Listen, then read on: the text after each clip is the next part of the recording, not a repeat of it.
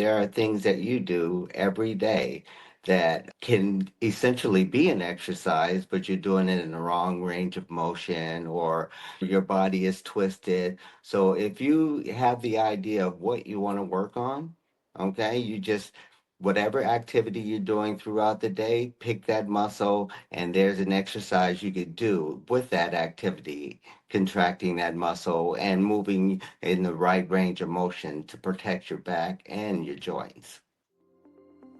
Welcome to the Hawks Health Hacks Podcast, your trusted source for wellness, fitness, and healthy lifestyle insights. We believe in empowering you with knowledge to take control of your health.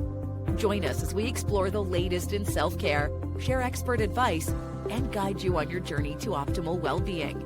Let's embark on this path to a healthier you together.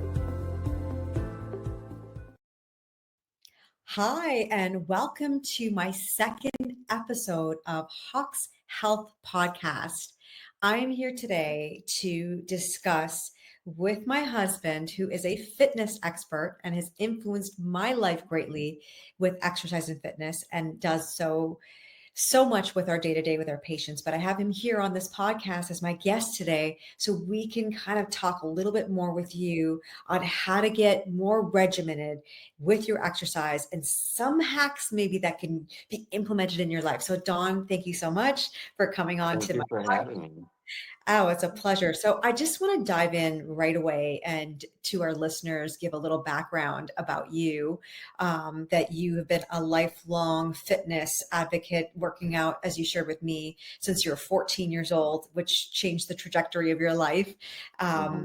your journey with fitness and exercise. And I know that, when we first got together over 20 years ago, how we got together was because you had a personal training gym next door to my chiropractic office, which That's led us right. to meet and led us to work more closely on helping people with fitness and pain, right? So, one of the biggest struggles that you and I hear in practice and with patients, and I'm sure with your clients, is being consistent, right? Try to get consistent exercise. So, with your story and wealth of knowledge, why would you say to our listeners movement is so essential for long-term health? Well, that's an easy one. You know that old saying, if you don't use it, you lose it. Well, that in a lot of cases is true. So movement is essential because if you stay stagnant, you're leading a sedentary life.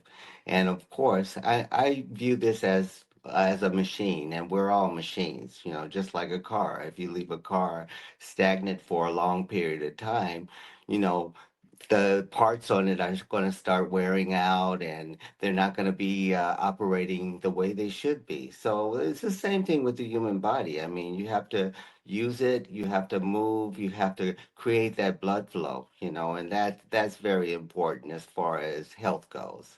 And that's such a good point because they say like you should start your car even if you're not using it on a regular so it doesn't rust out, right? So kind of like this. Absolutely, and you don't want to rust. No, we don't want to rust one rust out. Now, if I Right? can share with our listeners, I think one of the biggest things for me and getting inspired with your consistency and watching you, throughout our marriage of 20 years is you are very consistent with exercise. And because of that, if I could just add this tip in because you said, why is it so essential? Most of our listeners, if they're actually watching you, on YouTube or, actually can see you, you're 67 years old and you Thanks for probably that. I know, but you look like you're probably, maybe in your late 40s, early 50s. I know that you get that all the time. People have their jaws dropping, open when you tell them your age or when I tell them your age because they can't believe how young you look and how vibrant you are and how young you move. So I would like to kind of add in there, it's essential because it's part of what keeps you also from degenerating, moving something around and it's kept Absolutely. if you wouldn't agree. Yeah, you tell me if you agree with that. Yes. I do agree with that. Movement is life, of course. And the more you move, the more you work your muscles, okay, the more protection you're going to have around your joints. So that's very important also. So exercise, that's what makes exercise so important and so essential in your health because of that. Absolutely. And like, I know that a lot of people ask me too, like, what are the benefits for, regular movement? As a doctor of chiropractic, I can list out so many scientific things from, lubricating your joints because it's through movement that we get blood flow to our joints and to our muscles, to preventing, degeneration, which I mentioned. But if I was to say one of the biggest health benefits personally for me, I've also been a lifelong exerciser since I was 14 years of age. And I found that, my perspective on why exercise is so important has changed. And here's why. I think, like a lot of people, I used to regard exercise as a weight loss tool. And I know that you have also gotten many clients that come see you. They want to lose weight, right? That's the main thing. Let's exercise, right? So I used to look at that, Yeah. sometimes because of my own, issues with my weight or with eating. If I had a bad day of eating when I was younger, I would tell myself, that's okay. I'm going to burn this off on the treadmill tomorrow. I'm going to make Right. of calories, right? But as I've aged, and gotten more mature, I've learned that exercise really is not the main result, or main goal isn't weight loss. The main goal is your cardiovascular. It's your movement is medicine.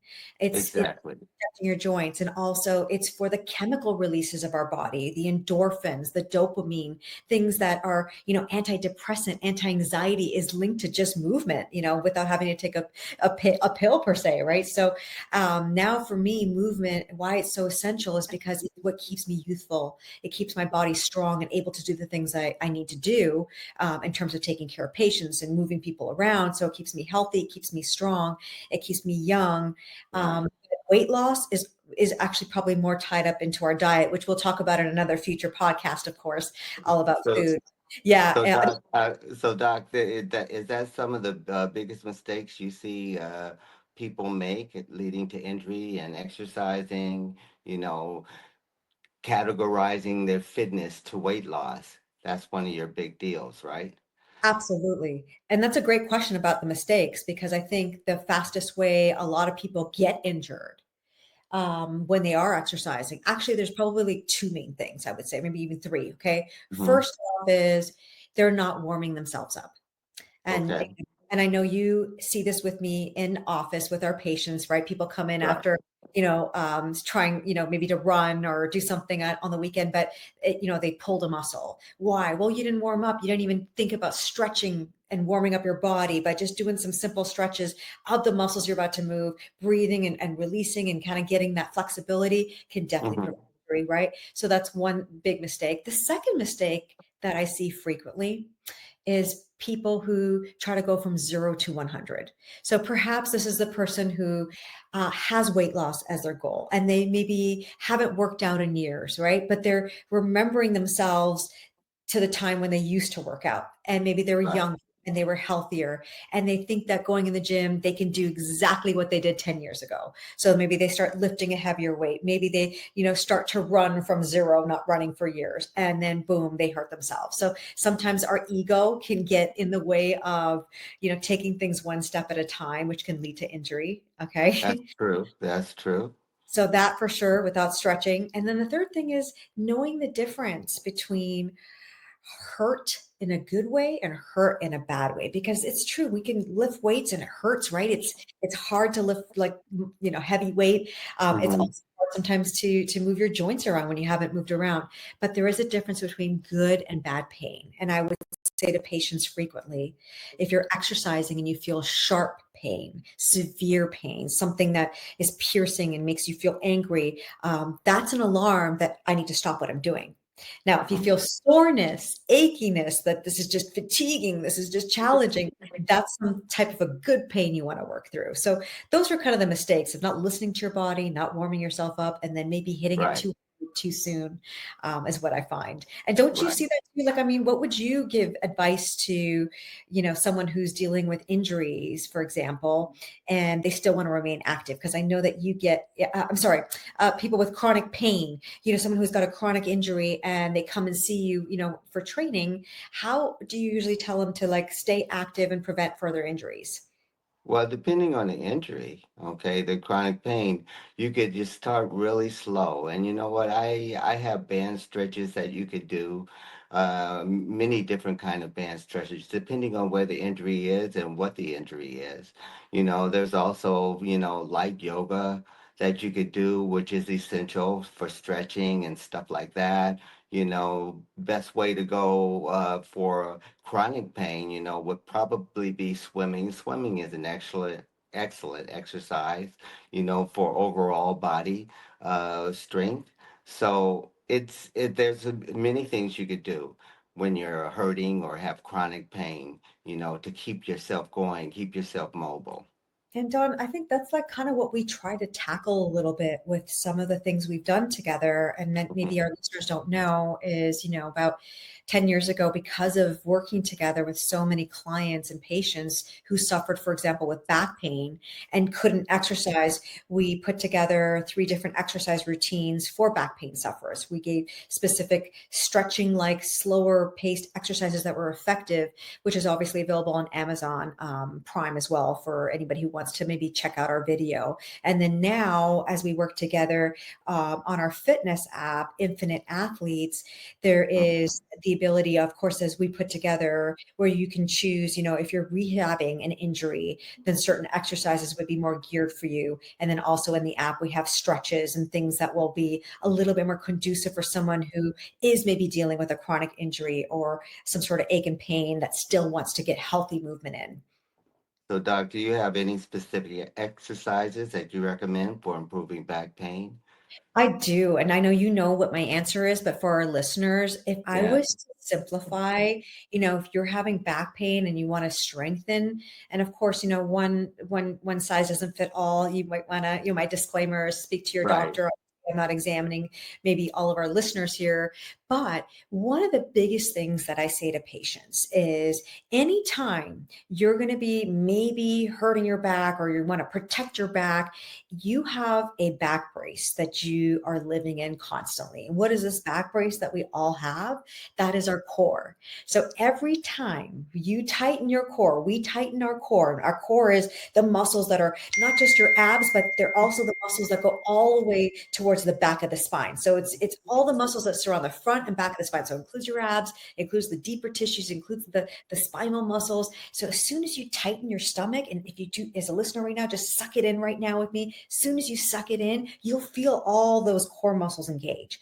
And so if you Absolutely. were to bend over, grab a weight, but if you first tightened your core, you're more likely to protect your back and strengthen your back while you're performing that exercise. Even the simple active like bicep curls, if it hurts your lower back, if you tightened your core and then did the bicep curls, you might actually prevent hurting your lower back. So that is kind of the biggest thing, is just kind of using your back brace, your core. And then the second exercise that's really, really simple to strengthen that core would be the cat cow exercise. I know I've done many videos on YouTube for patients. It's also in our app, how to do the cat cow, which is you're on your hands and knees and you're arching your lower back and you're flexing your back at the same time you're kind of doing this cat cobra. You can do it seated. You could also do it laying down. So that's probably one of the biggest, most effective exercises to strengthen the back. Very good. And then that's good for working your abs all day long too. You could actually, work the abs throughout the day.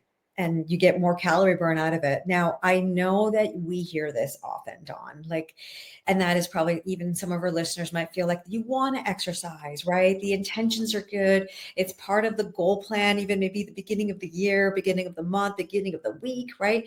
But it's hard to fit it in, right? A lot of our clients, patients say they want to do it, but they're just so busy and the day gets away with, without them even getting a chance to get movement in. So what do you usually recommend to clients and patients of ours that tell you that they're just so busy to get that exercise in?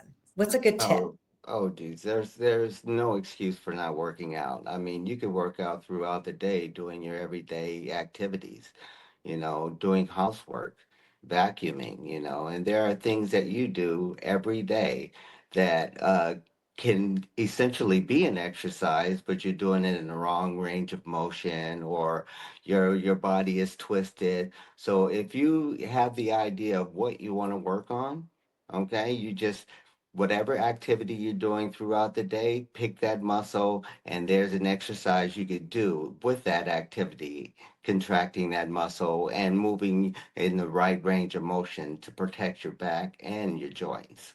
That's a good point, Don. Like you said, like even housework, and it's making me think of like vacuuming, for example, right? Like if someone's Yeah, maybe vacuuming, they could, if they put themselves in the right range of motion and had the thought process of that, am I going to make this into a workout while I clean the house? absolutely. Kind of lunge, your legs and alternate them to get more of a workout while you're cleaning the house. Is that kind of what you mean? Yeah. Oh, absolutely. Because by the way, exercise and contracting muscles and working out is 75 to 80% mental anyway. So if you're mentally thinking about that muscle while you're doing some chore or while you're doing a work activity or sitting at your desk or even on your phone, okay, there are things that you could do to contract that muscle uh, without injuring that area. And, even like you said, it's like if you just think about it, you don't have to spend hours in the gym, right? Like people can get small, short bursts of activity that increases their endorphins, increases their heart rate, whether it's a 10-minute walk or parking Right. maybe further away from the entrance of the building, to get that, activity in. So all of that Absolutely.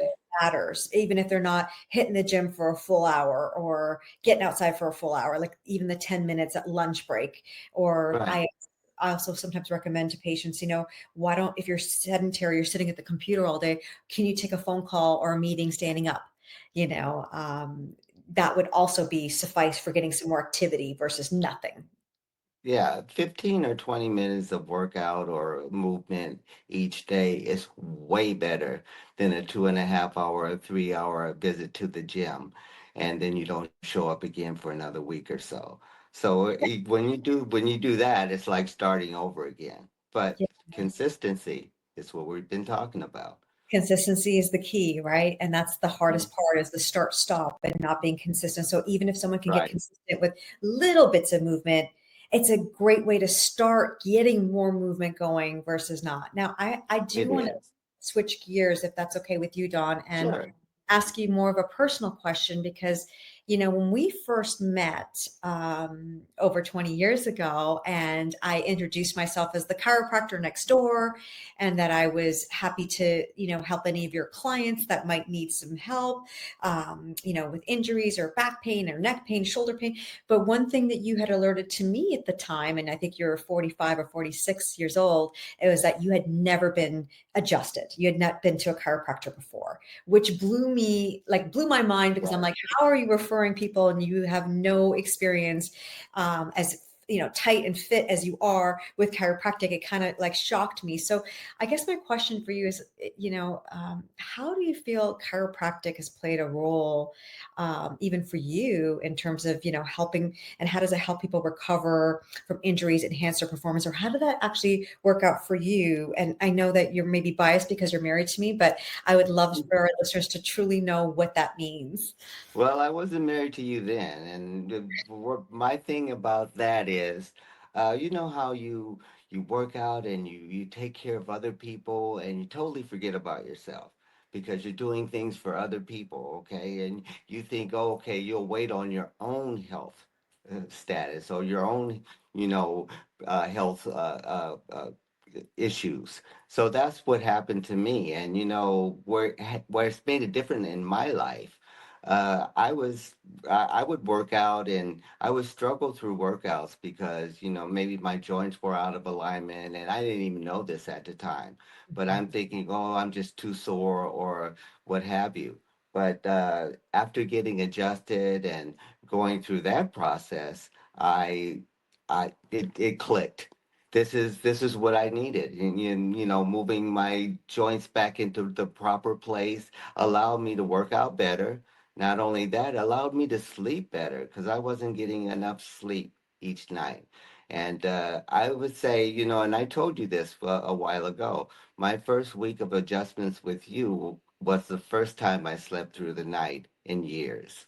So my hat's off to you and chiropractic for helping me with that. Not me, it's chiropractic. I just do Well, you're my chiropractor, so I'm but it's thinking you also. well, thank you so much. But yeah, no, and I remember that one of the things that you had also shared with me too was like when we first met, you were taking like aspirin or Tylenol like on a regular for your aches and pains in your joints that you just got used to doing. And now I don't even think we have aspirin or Tylenol at home. Like it's been years since we. Very, very, very good point. I was going through a bottle of Advil almost every month, and it was crazy because it stopped helping me, So I haven't taken Advil in years, and that's because of chiropractic. I haven't taken any, pain meds in years. So that is a huge, huge accomplishment in my life. It's a just an eye-opening accomplishment. And I think like you and I have discovered, from my experience in terms of how chiropractic really helps more with someone who's trying to work out or become more athletic, even if they're not an athlete or they're rehabbing an injury, is what people don't realize is if your joints aren't moving correctly and then you try to strengthen them on like a bad structure, then you're kind of asking for aches and pains and further injury. You Getting are yeah, and getting things aligned is not just about the alignment, is that it's more about the brain's ability to communicate with the body. And that's because the nervous system, the spinal cord and the nerves are inside the spine, right? So if something's off kilter and it irritates one of the nerves in there, that can affect the function or the communication from the brain to that nerve, which might impact the calf muscle or the quadriceps muscle or maybe the triceps muscle. So everything is interconnected. So when you have hmm proper structure, you're more likely to have better function. And when you have better function, you can do all the activities, including your exercise, that much more effective. right. So I know that you and I are going to hopefully empower our listeners today with, what we struggle with is getting consistent. So what do you hmm think would be a great tip, a fitness hack that you can share to our listeners today with your depth of knowledge and experience over almost, 50 years of working out and training other people? Oh, my fitness hack. Well, I would say that you need more than one fitness hack. You can't have just one because that one will wear out on you in a minute. Right. I always think, well, if I don't work out, how am I going to feel? I'm gonna be sorry I didn't do it. Who's ever worked out before, or who has worked out in the past, or has worked out before and said, "Oh, I hate that I worked out." It's Or how to always reset. Yeah. it's always I hate that I didn't work out. I hate that I didn't work out. So in thinking in that way, you're more than likely to do it than not.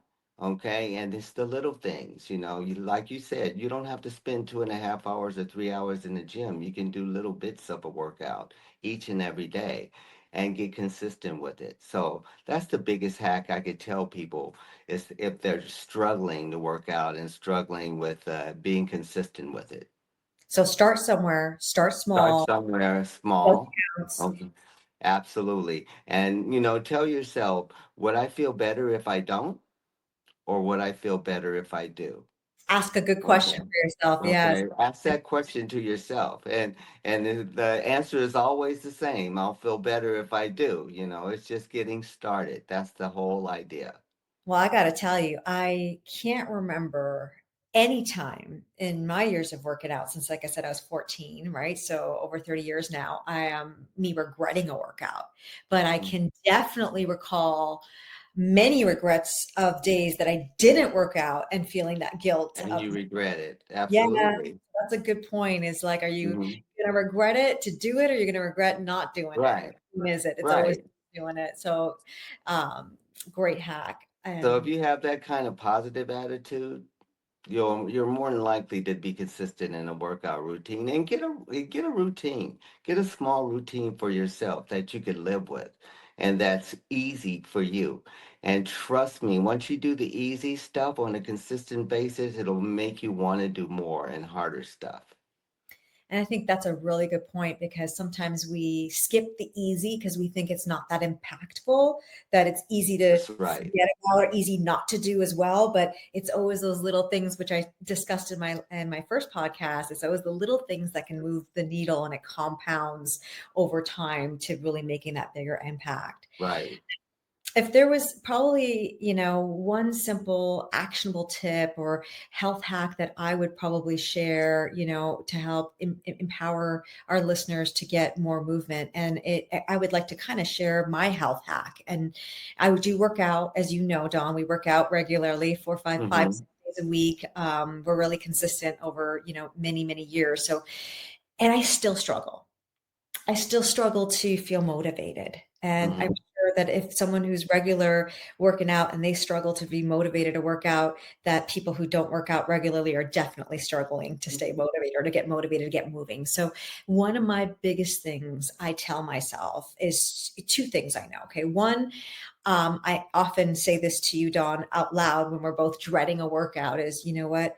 I get to do this versus I have to do this. I have to work out. I've started to switch my perspective and thinking that how lucky, how grateful am I that I get to move my body this way. I get to get it stronger. I'm able to do this because I am very aware just from patients I take care of that probably would wish that they could do some of the activities or move their bodies in ways that they aren't able to right now. Think of the paraplegic, right? That extreme example who wishes they could go out for a walk. So sometimes I have to remind myself when I'm dreading a workout, just Mm-hmm. that little perspective shift.